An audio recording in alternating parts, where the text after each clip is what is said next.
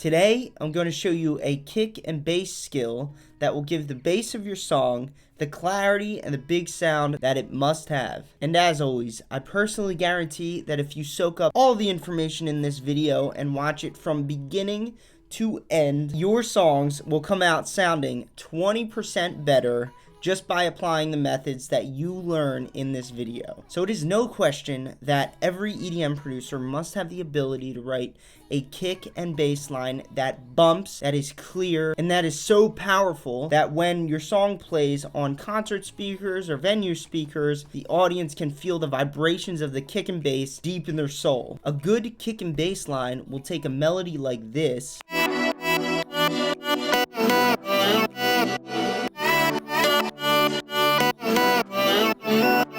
and become the power behind it that makes it sound big, powerful, and memorable like this.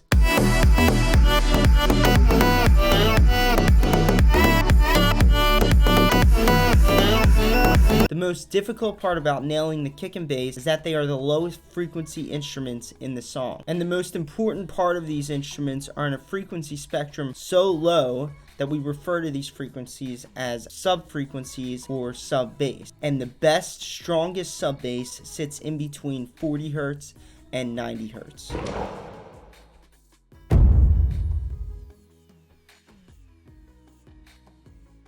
And the biggest issue with these instruments being such low frequencies is that they are so delicate, meaning we can't have these instruments crash into each other, and we certainly cannot have other instruments crash into them. So what I'm going to show you now is how to write a kick and bass line that doesn't compete with each other, but instead works really well together and makes a great foundation for your song. Alright guys, so in this song we have a small kick and a big bass line, and this small kick and bass line sound like this.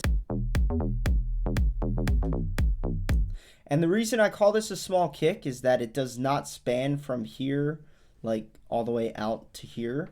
So our goal with mixing this small kick and bass together is going to look like this. We have a small kick, and then we just need to add a little bit of sidechaining right here to the bass so that the bass goes away for the duration of this kick. Whereas if we had a big kick that took up most of the space in between it and the next kick, we would have a small bass line in between both of those kicks and a lot of sidechaining, heavy sidechaining. So when sidechaining the sub bass, we're going to go ahead and drop Nicky Romero's Kickstart plugin on here. So as you could see, the length of the kick and the length of the sidechaining is about the same. So if we take our sidechaining plugin and decrease the volume of the bass line for the duration of the kick, and you can see that the duration of this sidechaining is roughly the same as the duration of the kick, then we'll get a nice separation of bass and kick. And that is how to mix a bass line and kick line together so that your bass line does not crash into your kick line.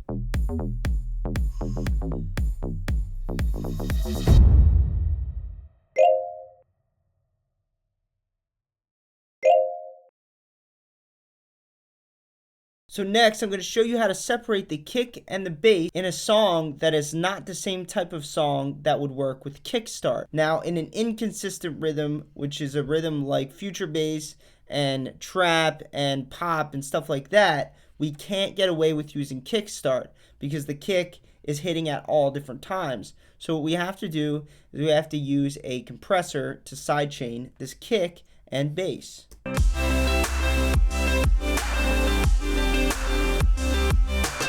So clearly we have a big kick here, but we also have a big bass line. So what we need to do is we really need to sidechain these two things together so that the bass and the kick can come through on big nice speakers without sounding muddy and hard to listen to. So this is what the kick and the bass sound like, not sidechained, aka not separated.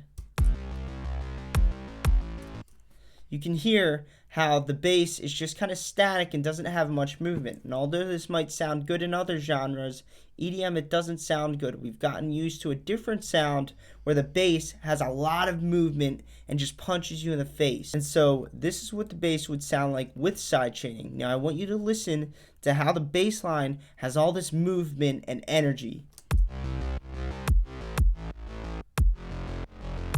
And this bass line is not only sidechained to the kick, but is also sidechained to the snare.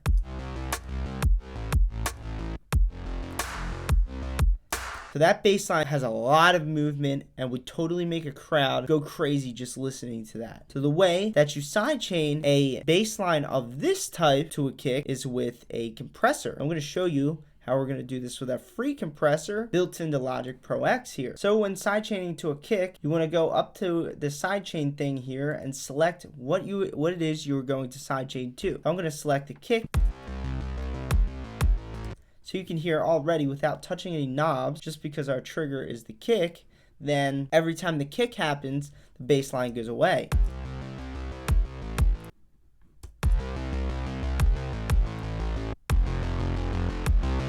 And that is how you separate the kick from the bass so that your bass line has all of the movement and power that it needs, and your bass line is up to an industry standard for EDM. Alright guys, so if you would like to master mixing and mastering chords, melodies, arrangement, and sound design, make sure you join me in my EDM bootcamp. Thanks for watching guys. I'll see you in the next video.